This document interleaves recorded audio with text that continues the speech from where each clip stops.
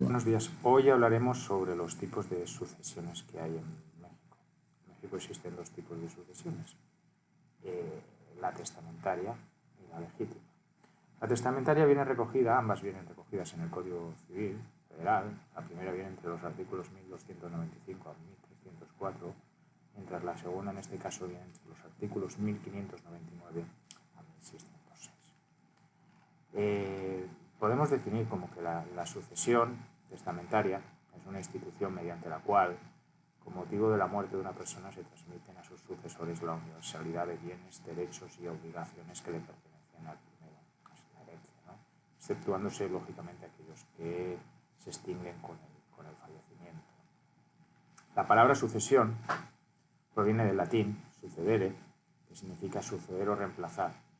Para el derecho, la sucesión, la sustitución de una persona en los derechos transmitibles a otra. La sucesión se puede dar de dos motivos, de dos causas. Intervivos, cuando se produce como consecuencia de los contratos traslativos de los bienes y derechos, y mortis causa, cuando se trata de la subrogación de una persona en los bienes y derechos transmitibles dejados a su muerte por otra. Como hemos visto, entonces, la sucesión puede ser de dos tipos, intervivos y mortis causa. La primera de ellas son actos jurídicos que se realizan entre dos personas vivas, un causante y un caushabitante, mientras que la segunda es un acto jurídico unilateral, que se produce a causa de la muerte, por el cual el causante es el que fallece y el que cede todos sus bienes al caushabitante. Toda sucesión, lógicamente, implica dos partes. Una persona jurídica que transmite el patrimonio a otra persona que recibe ese mismo patrimonio. Los elementos personales de la sucesión, entonces, son un causante y un caushabitante. El causante es la persona que transmite a otra un derecho real o un derecho personal u otro tipo que sea accesible o un derecho personal. Mientras que el caushabitante se define como la persona que recibe del causante el derecho real o el personal o cualquier otro derecho que le sea accesible. Para que pueda darse la sucesión mortis causa, lógicamente, y de forma indispensable, pues es el fallecimiento, ¿no?, de una persona. El principio fundamental en materia hereditaria es el relativo a la transmisión testamentaria y legítima. Existen en el derecho mexicano dos formas de transmisión hereditaria, como hemos dicho: la que se hace por testamento y la que opera por la ley, condicionada por el hecho jurídico de la muerte, en este caso. La transmisión por testamento es la más compleja. Comprende dos formas, a título universal y a título particular. La primera, a título universal, implica la transmisión del patrimonio o de una parte alícuota, es decir, el conjunto de los bienes, derechos y obligaciones es el que se transmite a un heredero universal, lógicamente. O se puede hacer por parte proporcional, lógicamente, entre los herederos universales. En la sucesión intestada, los herederos son determinados expresamente por la ley, cuestión de parentesco, por consanguinidad, por adopción, en virtud del matrimonio, viene claramente especificado por la ley y es algo que, bueno, pues que existe un orden prelatorio en este caso. Los herederos legítimos siempre adquieren a título universal y se distinguen de los testamentarios en la porción que les corresponde, ¿vale? En los adquirientes por testamento es voluntad del testador, fija la porción. En los herederos por virtud de parentesco, matrimonio, concubinato o adopción es la ley la que fija esa porción según los grados de parentesco, rigiendo el principio de que los parientes más próximos excluyen a los más lejanos en la línea hereditaria. Las porciones de la herencia legítima, que fija la parte alícuota de activo pasivo, se determinan en forma de igualdad, cuando los parientes se encuentran en el mismo grado o forma proporcional de equidad calculada por la ley, cuando los parientes se encuentran en distintos grados. Eso es lógico, hermanos, pues heredarán la misma proporción entre ellos.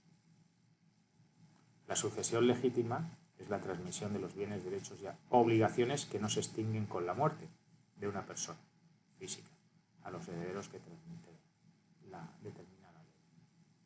Las sucesiones intestadas, conforme al Código Civil vigente, se dan de 6 formas fundamentales.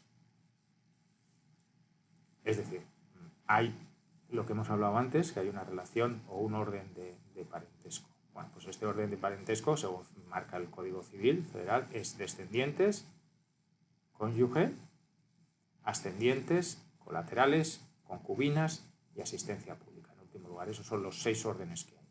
Aclarando que normalmente solo tenemos las 4 primeras, lógicamente, porque siempre asistencia pública al final es única y exclusivamente cuando el Estado, pues no hay nadie que pueda heredar y el Estado se hace cargo de ese patrimonio. La sucesión testamentaria puede haber consecuencias de creación, transmisión, modificación o extinción de derechos y obligaciones en la sucesión legítima.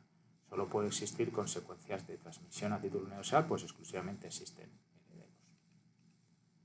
Las consecuencias inherentes a las testamentarias son más complejas que las que ocurren en la sucesión legítima, pues pueden comprender la transmisión a título universal en la institución de herederos, la transmisión a título particular en la institución de legatarios y la creación, modificación o extinción de derechos reales o personales a través del legado. Es decir, ¿por qué es más compleja? Bueno, pues lógicamente, mientras que la legítima viene por ley y queda claramente especificada, en la testamentaria, al final, la persona que realiza el testamento es la que elige y puede tomar distintas decisiones y no todas las personas pues, reciben la misma herencia o la misma cuota de herencia, por eso es un poco más complicada y puede hacerla con distintas salvedades, poner opciones, poner condicionantes. Bueno, es un poco más complicado por ese sentido, ¿no? Por eso decimos que el testamento es un acto personalísimo, porque no admite representantes, es el testador, ¿no? El personal que debe manifestar cuáles son sus voluntades, sus herederos y legatarios, asignando cantidades y distribuyendo los bienes, ¿no? Tiene como característica que es un acto irrevocable. Es un acto, revocable, ya que el testador puede celebrar otro posterior, modificarlo tantas veces quiera, sin ningún tipo de problema.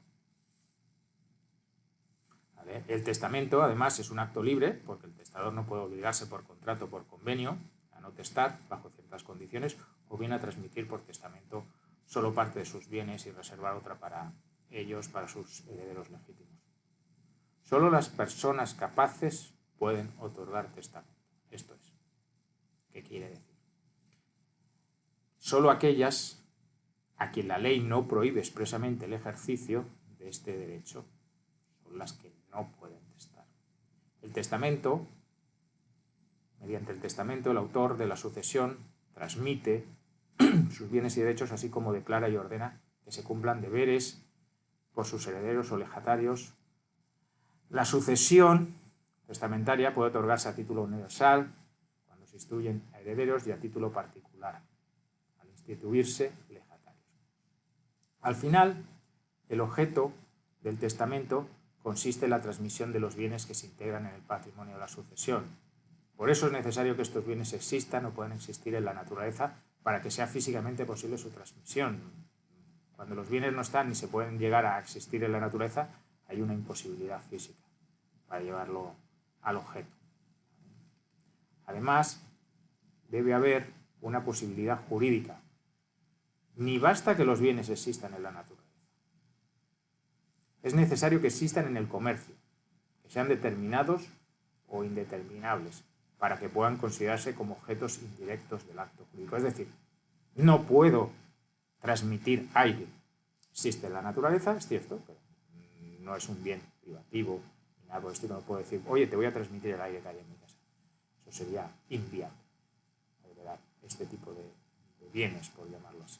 Es necesario que existan en el comercio, como hemos dicho, que sean determinados o indeterminables para que puedan considerarse. Cuando los bienes están fuera del comercio o no son susceptibles de determinación, hay una imposibilidad jurídica para que en materia de acto, para que se dé este acto jurídico, y este lógicamente será inexistente. En los testamentos, la imposibilidad jurídica se presenta cuando los bienes objetos de la transmisión están fuera del comercio, cuando no son determinados o son indeterminables. Es un poco lo que hablábamos, no se puede transmitir aire, no puedo transmitir el aroma, cosas así indeterminadas que aunque estén en la naturaleza. Como conclusión, al final de este repaso, podemos decir que en México tenemos un buen sistema testamentario, que da amplias libertades al testador, siendo esta rama de derecho referida como la que más se puede establecer relaciones y situaciones jurídicas distintas, y es bien conocido por la amplia gama de opciones que se pueden usar, ¿no? En otros países están mucho más restringidos, cuando bueno, pues obligatoriamente hay que dejar una parte de la herencia a los hijos, te guste o no, y solamente una parte puede ser de libre disposición. En México no existe esa opción, es mucho más